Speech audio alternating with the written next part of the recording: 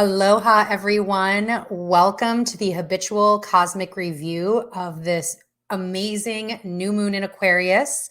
This is happening on the 31st of January at 7:45 p.m. Hawaii Standard Time. So for most of the world, it's actually going to be occurring on February 1st versus January 31st. However, for us out here in Hawaii, we get 3 moons in the month of January. My name is Miloni. I am the founder of Habitual Sages, and I want to thank you for joining me today. While we kind of get settled into the energies, feel free to use the chat feature. You can put your location in there.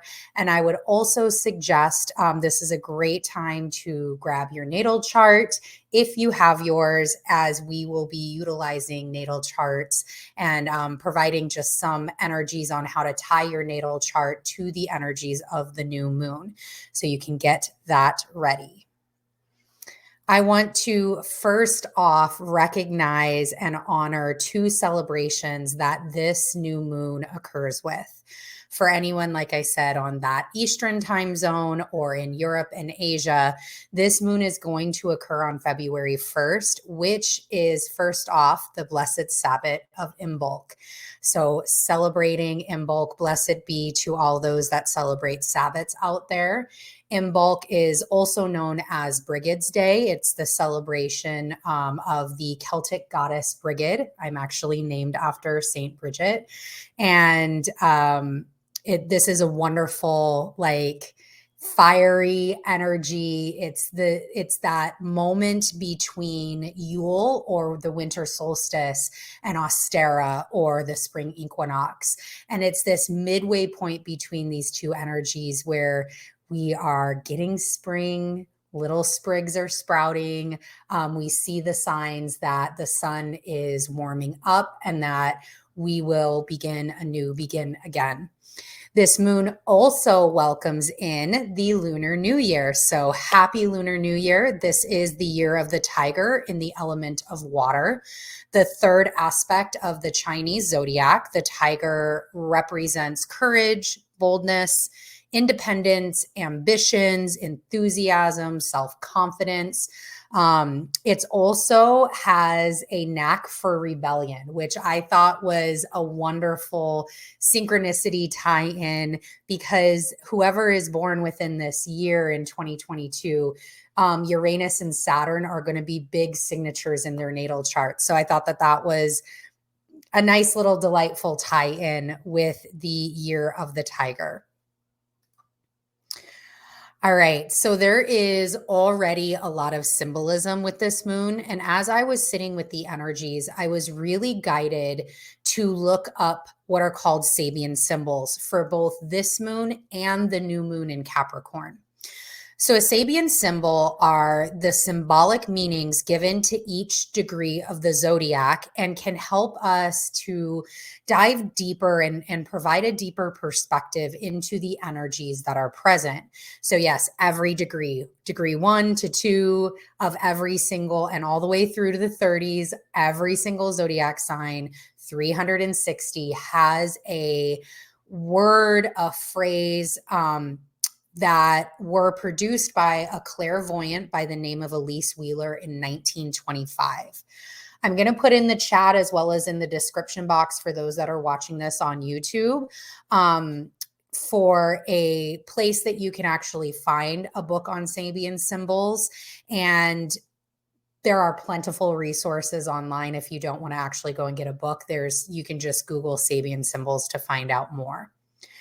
So why I was guided to both is, first off, the new moon in Capricorn, which started off January, so a brand new calendar year of 2022, was also at the 12-degree point. So there was a really clear linkage between our new beginnings and what we can really draw from looking at both of these in combination versus separately. So for the Capricorn, Sabian symbol, the terminology, or the phrase I should say, is a fire worshiper meditates on the ultimate realities of existence. And I do have a quote from a gentleman named Blaine Bovey that I do want to read off because I thought this perfectly was the perfect description for where we are at, and with this 12-degree Sabian symbol for the sign of Capricorn. So Blaine Bovey stated, tending to the unique occasion of your life is like tending a fire. Be patient. The fire will tell you when to add more fuel, how and where to place new logs, and most importantly, when to sit back and allow the flame to burn on. There is no worship in a life burning out of control. Allow everything to settle, then tend to a worthy fire, worthy as your own. And I couldn't have said that better. So that's why I wanted to quote Blaine Bovey. And when we hit the Sabian symbol for Aquarius, the 12 to 13 degree point in Aquarius, the word used for this Sabian symbol is barometer. And the dictionary labels barometer and defines barometer as an instrument measuring atmospheric pressure used especially in forecasting the weather and determining altitude. It is also something which reflects changes in circumstances or opinions. Essentially, it's a gauge. That's what a barometer is. It gauges something. And it's has this ability, barometers have this ability to read the changes in energy, right? Like it said, it's used in altitude, used in weather. Those are changes in energy.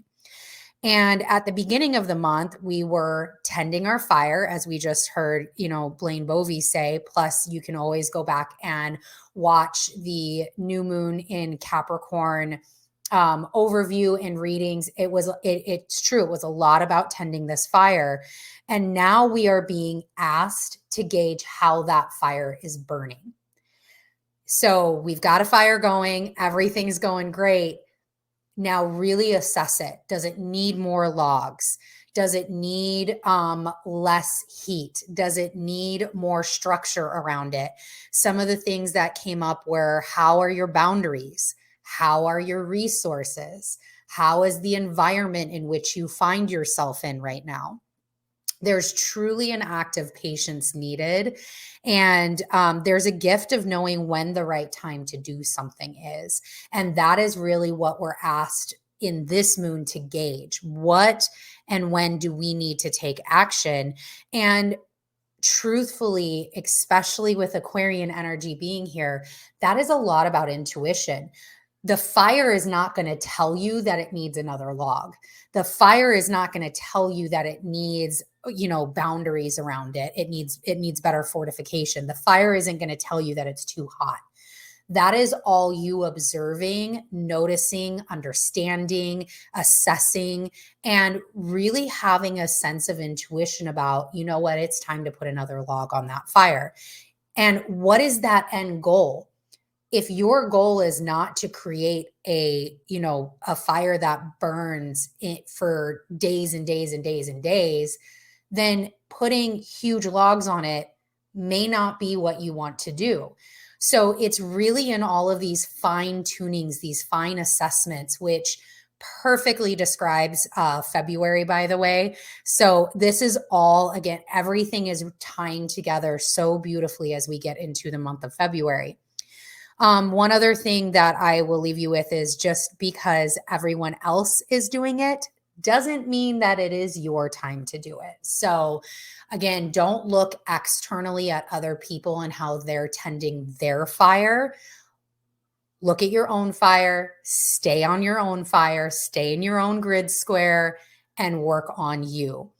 Another astrologer, Marin Altman, had said this moon is like finding the simplest path to your solution. All right, so we have quite a few aspects that this moon aligns with. The rulers of this moon are Saturn, which is the traditional ruler of Aquarius, as well as Uranus, which is the modern ruler of Aquarius.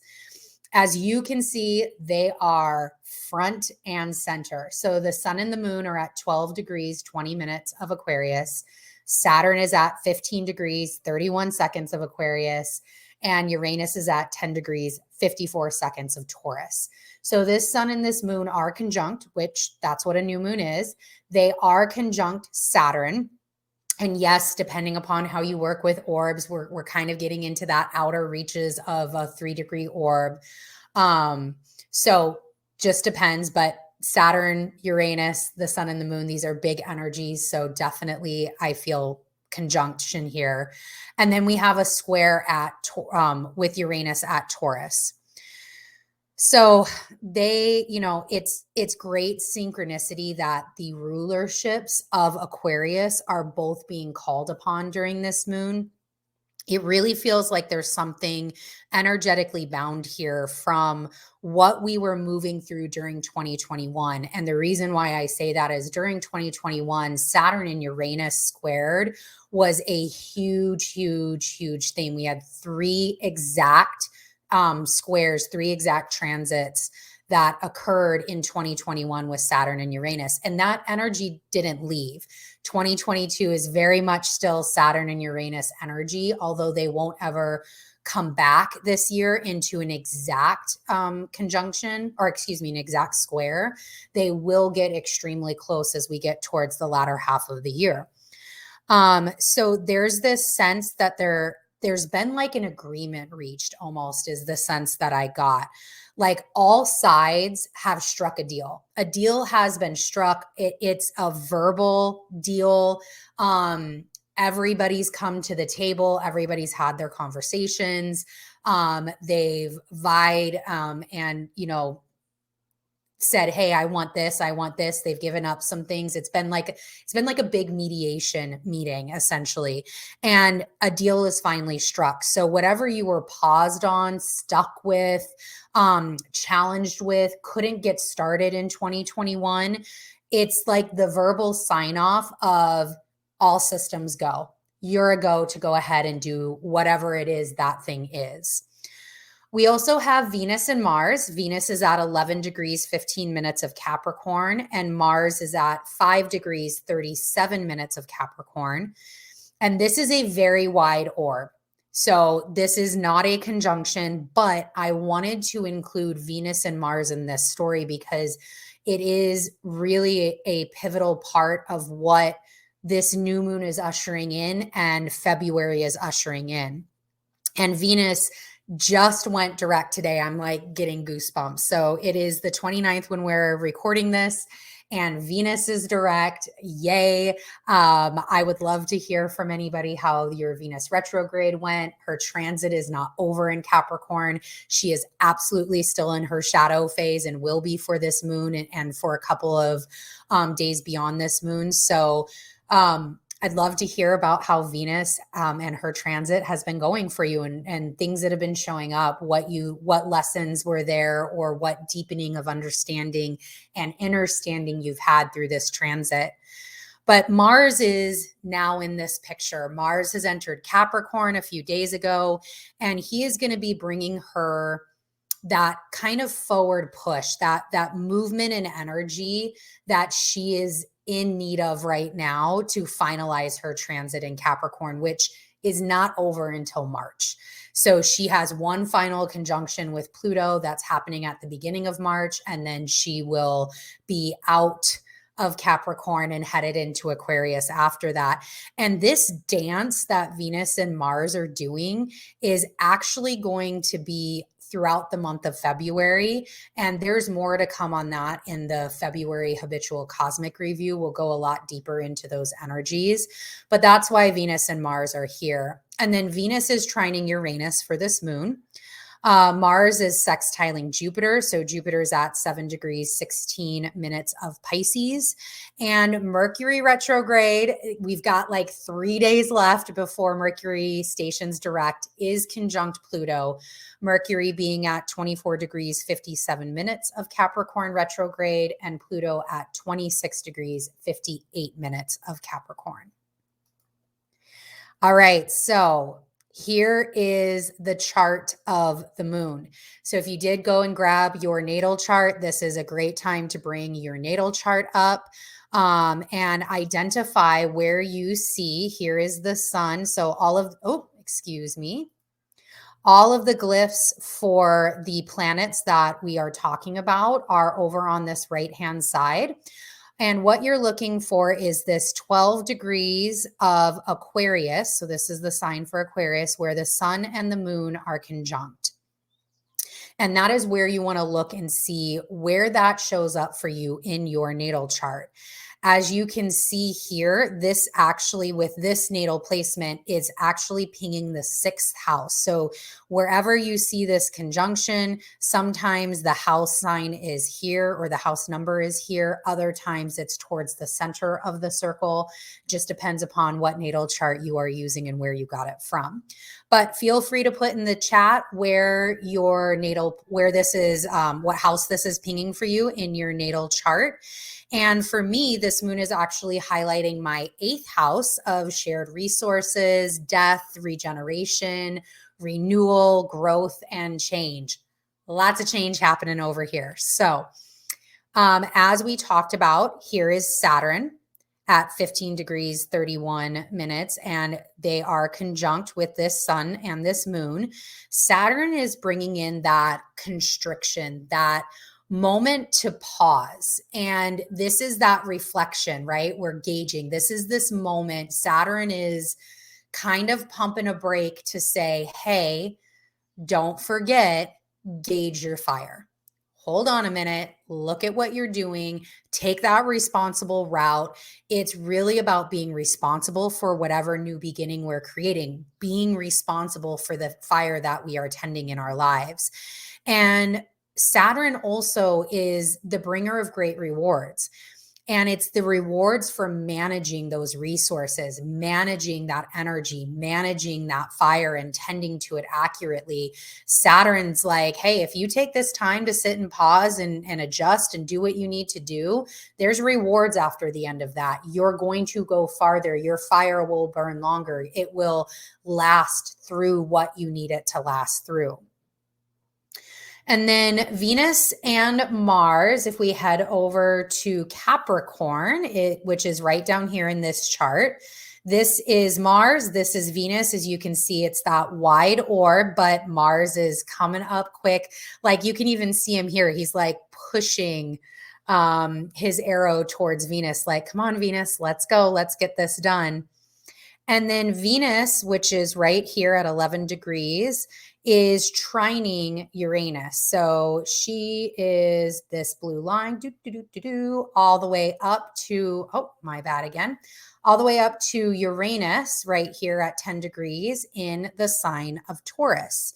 So this is where we get unconventional ideas. And because it's Venus, because it's in Capricorn, it's in those unconventional spaces of how to create and how we think about our wealth, our beauty, our relationships. It's very much a try something new. She is out of her retrograde. She is moving forward. Yes, she is a little tired. She's still got a long journey ahead of her, but Uranus is kind of bringing it in like, hey, there's a purpose and a reason for this. And look at all this new stuff that you found out. And look, you can think about things differently now. You have worked through those kind of limiting belief systems or things that you never thought was possible. You cleared that through your retrograde. So why not try it out? Why not think about things in this way? And then we do have Mars, which is right here. He is sextiling Jupiter. So that's going to be this green line right here. all the way over to Jupiter, which is in the sign of Pisces at 7 degrees. This is that energy that if this moon or this time frame has caused a lot of just, I need moments, I need to breathe. There's a lot happening in my life. There's a lot that I'm purging. If you're experiencing like dark nights of the souls or anything of that nature, this Mars sextiling Jupiter is an energy signature that you can really tap into to give you the confidence to move through what you need to move through, to see what you're moving through from a higher perspective. And be able to really, again, it's a new moon, set that intention for Jupiter and Mars to give you that strength to move forward and understand where the bigger picture is for you and during this time. And then we have Mercury, which is right here. And this line on this transit chart is what indicates it's in retrograde, is conjunct Pluto. Again, Pluto's right here. And this is that powerful ability for us to see things deeper. It's the like deeper meaning of what we're going through, not just as an individual, because we have Mercury, which is a personal planet. So it is about what we're going through personally, but with the Pluto influence and what Pluto is going to be bringing forward for us in February and as an outer planet, it's also what we're going through from a collective perspective and being able to just get a deeper meaning and understanding of that. It's a lot about radical honesty, reviewing the things that have kept you in lack.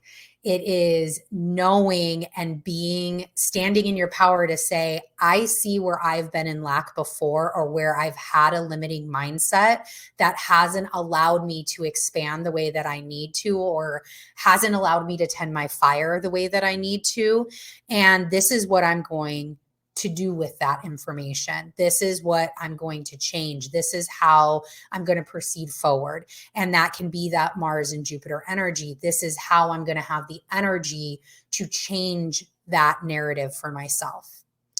The other thing that I saw with this natal chart that I thought was super interesting was this imagery of pullback. And if you can look over here on the left side of the chart, we have this ascendant is actually in the sign of Virgo. So somebody that is born at this exact time, at this exact date in the location that I pulled it for, this would be essentially their birth chart. And they would have this ascendant in Virgo. So this is kind of that pullback. And if you look, even just looking at these lines, it's like everything points to here. It's like an arrow. It's like I'm going to be pulled back to be released and to be shot forward. And you're not ready to release it yet, but it's like it's coming. And the thing that I love is this is, this on when I'm looking at the screen and looking at this transit chart, this is over on the left side and all of this energy is on the right side. So again, that really big image of the bow being pulled back, getting ready to release and bring all of this huge energy forward. It's the gauge of where your energy is.